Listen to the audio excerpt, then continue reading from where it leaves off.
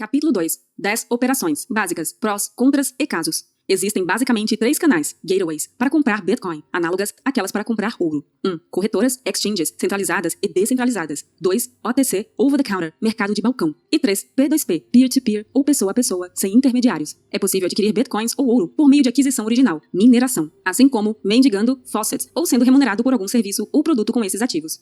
Mineração consiste em ser remunerado por prover serviços de processamento de dados para blockchain, forma de aquisição primária e original de cada Bitcoin. Hoje, essa atividade destina-se a grandes investidores, evitando a maldição do vencedor, dispostos a converter grandes fluxos de fiat, moeda fiduciária, em Bitcoin sem pressa, comprando serviços de grandes empresas. Operam onde há energia a baixos valores, ociosa, isenta ou furtada, criando um mercado mundial de valor piso da energia, subsidiando investimentos em produção, mesmo longe de centros consumidores industriais ou urbanos. No início, mineração doméstica era viável, mas logo passou a ser dominada por agentes munidos de estruturas industriais, com hardwares especializados. Além disso, em muitos casos, a mineração é executada pelos próprios produtores dos hardwares ou agentes com ligações próximas a eles, pois receber um equipamento depois de meses de seu lançamento já pode inviabilizar o retorno do investimento. Devido às margens dependentes da cotação, alguns equipamentos se tornam obsoletos em menos de 16 meses. É um negócio de alta complexidade, investimento intensivo, alta dependência de acesso privilegiado e margens comprimidas. Como não fazer? Se não tem equipamento, energia elétrica e banda de internet a preços competitivos, terá prejuízo. Mineração na nuvem nunca foi viável. E mineração doméstica, sem furtar energia e obter hardware a baixo custo, não é viável desde a segunda era de subsídio de mineração. Muitas vezes, a mineração é pretexto para a venda de pacotes de lucro garantido em esquemas Ponzi. Acumulação, holding, hold e análise fundamentalista. Holdar consiste em adquirir bitcoins como reserva de valor, mantendo suas chaves em locais seguros, como paper wallets geradas offline, de preferência criptografadas. Holders, acumuladores, limitam seu uso a alternativas com vantagens financeiras significativas, como envios internacionais, elisão fiscal, doações e pagamentos a dissidentes e aquisição de gift cards para substituição imediata. Destina-se a investidores de qualquer porte que avaliem que os ganhos e os riscos nas demais atividades não compensam o seu custo de oportunidade. Como não fazer?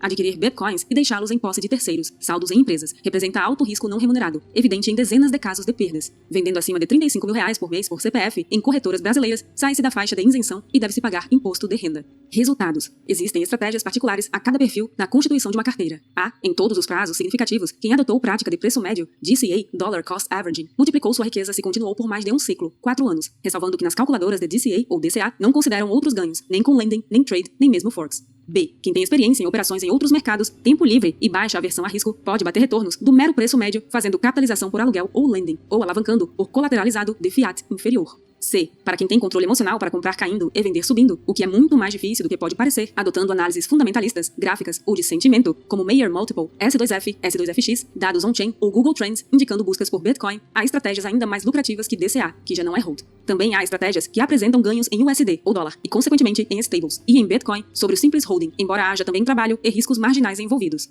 Outras formas de análise de fundamentos mais elaboradas sobre o Bitcoin são a. Número de artigos acadêmicos escritos sobre o Bitcoin que podem quantificar a penetração nas universidades. B. Número de projetos de código aberto que contém a palavra Bitcoin em repositórios de código como GitHub, uma medida muito valiosa, pois demonstra a capacidade de cérebros desenvolvendo novas ferramentas e projetos complementares em torno da rede. C. Dados on-chain, a principal fonte de dados para analisar os fundamentos de base, como o poder de hash empregado pelos mineradores que protegem a rede, número de transações, dentre outras informações que podem ser encontradas em sites como Blockstream.info, Coinmetrics, Glassnode e Skew. Satoshi Nakamoto, o primeiro bilionário pseudo-anônimo, nunca pagou impostos sobre sua fortuna, não investiu mais que seu trabalho e computação domésticos e esperou o patrimônio adquirido ganhar valor com o tempo. Trade com análise técnica, AT, consiste em comprar e vender Bitcoin por altcoins, stablecoins ou fiat, segundo indicações de análise técnica, padrões gráficos, indicadores e osciladores. Destina-se a investidores com formação e experiência em AT, ou dispostos a desenvolvê-las com estudo, e que queiram aumentar lucratividade, dedicando seu tempo e arriscando seu patrimônio. Como não fazer? Seguir esquemas de pump and dump como canais do Telegram, investir em altcoins sem ler a documentação básica e acompanhar as fontes de notícias, ou concentrar parte substancial da carteira na mesma corretora. A maioria das corretoras que existiram deram exit scam, ou foram supostamente hackeadas, algumas mais de uma vez.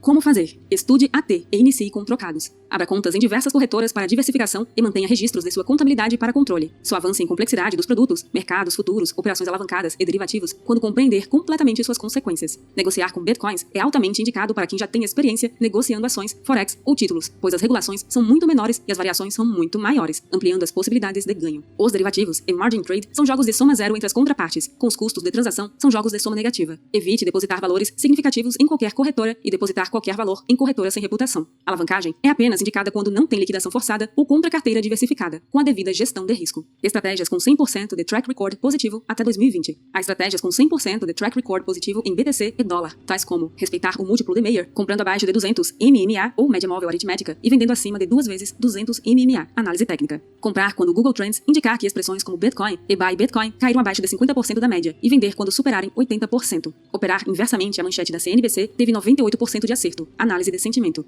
Comprar quando hash rate e número de transações por dia subirem sistematicamente e vender quando caírem, análise fundamentalista. Empréstimos P2P, Loan Peer-to-Peer e colateralizados. Os empréstimos pessoais, P2P, sem intermediação por empresa de crédito, se iniciaram em plataformas como BTC Jam, Bitbond e Bitlending Club, em mercados insustentáveis, sem desenvolvimento de reputação entre partes, e colapsaram devido à ausência de colateral. Empréstimos pessoais só são viáveis com escrow de confiança ou entre parentes, por exemplo, pagando 2 ou 3 vezes a sua mãe, avó ou tia, o rendimento que ela tira no banco na perda fixa, dando a ela os bitcoins adquiridos como colateral. O empréstimo de fiat, colateralizado em Bitcoin, é uma forma de consolidar renda em dólar real, obtendo rendimentos superiores ao CDI, financiando a aquisição de bitcoins por juros inferiores aos cobrados pelos bancos pelo devedor. Normalmente, quem contrai o empréstimo tem renda em fiat e deseja alavancar na aquisição de bitcoins, digamos, pegando R$200 mil emprestados a 2% ao mês. Se depois de 10 meses, o preço do bitcoin aumentou 100%, o seu lucro na verdade foi 4.000%, sendo que só pagou R$40 mil de juros e lucrou R$200 mil. Quem tem expectativa de hiperinflação em rogue states, estados falidos, cada vez mais comuns, tem grandes resultados e motivações para alavancar em moedas locais. O ideal muitas vezes é obter alavancagem em fundos subsidiados, como venda de imóveis entre parentes ou leaseback. Plataformas diversas como Salt, Atland, Nexo.io, Celsius.network, Crypto.com, Binance, BlockFi e Hold também permitem empréstimos de dólares lastreados em criptos e vice-versa, permitindo alavancagem. A grande vantagem dessa operação é a elisão fiscal, uma vez que não há venda, não havendo fato gerador de imposto de renda, embora o investidor tenha acesso a dólares ou reais para pagar suas contas. A grande desvantagem é o risco de liquidação involuntária, se e quando o ativo dado como garantia colateral despencar de valor abaixo do valor da dívida. Negociar com empréstimos de bitcoins é altamente indicado para quem já tem experiência fazendo empréstimos e cobranças, especialmente com colateral e com pessoas com reputação, além das DeFis, Decentralized Finance, e CeFis, Centralized Finance. Empréstimos colateralizados de fiats inferiores, como bolívar, peso argentino e real brasileiro, contra carteiras diversificadas de bitcoins com ouro, dólares e índices sintéticos de Bitcoin, como DAI, do Maker DAO, permitirão bitcoinheiros viverem perpetuamente como reis, comprando avião, iate e o que quiser sem pagar qualquer imposto de renda, nem precisar comprar residência em Zug, nem passaporte de St. Kitts, Vanuatu ou Antigua, porque empréstimo não é renda nem constitui ganho de capital. Por isso, se diz que logo você nunca precisará vender Bitcoin. Ele será como um título nobiliárquico que só é vendido quando a família já não tem mais nada.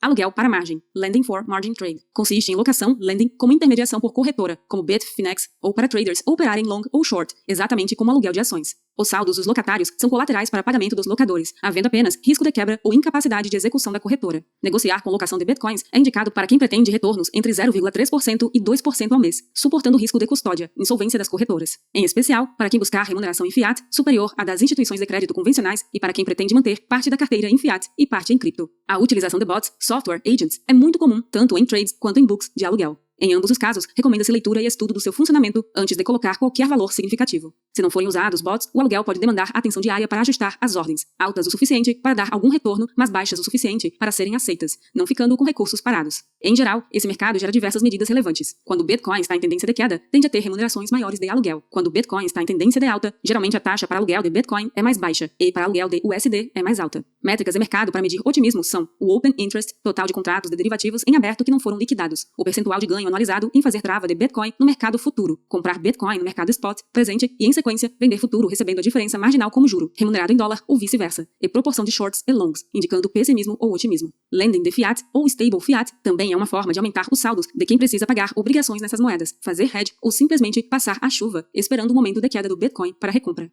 Pirâmides e scams, contos de fraudes. Pirâmides são esquemas de remuneração de investidores pelo investimento de novos ingressantes, até colapsar quando não houver novos investidores suficientes, como a previdência obrigatória e insustentável de governo, como já foi demonstrado. Casos famosos na comunidade brasileira de esquemas como este são Anubis Trade, Atlas Quantum, Bitcoin Banco, Unique Forex, Dreams Digger Corporation e vários outros. Scam é uma expressão mais ampla que se refere genericamente à expropriação através de estelionato, até mesmo com ICO, Initial Coin Offering, de criptomoedas inexistentes ou que não entregam as funcionalidades anunciadas. O mais comum atualmente é o pedido de depósitos justificados por hipotéticos giveaway, tipo mande um Bitcoin que vai ganhar 10, usando perfis fakes em redes sociais e em personificação no YouTube e até com contas oficiais do Twitter de personalidades como Obama, Biden, Musk e Buffett sendo hackeadas. Phishing é outra modalidade muito comum, em que domínios semelhantes a plataformas legítimas são criados e usuários que erram a digitação ou os acessam por links anunciados em motores de busca ou mala direta são induzidos a depositar saldos ou inserir senhas que deem acessos a saldos em sites de estelionatários. Isso também ocorre em sites de bancos e financeiras do Legacy e demonstra que a cultura da criptografia e segurança da informação é cada vez mais essencial. Outro golpe que chama a atenção pela ousadia e próximo ao phishing é a oferta de falsas wallets para desktop e smartphones, às vezes colocando, até mesmo nas lojas oficiais de aplicativos, os softwares falsos de estelionatários com nomes, símbolos, cores e tipografia semelhantes a produtos legítimos.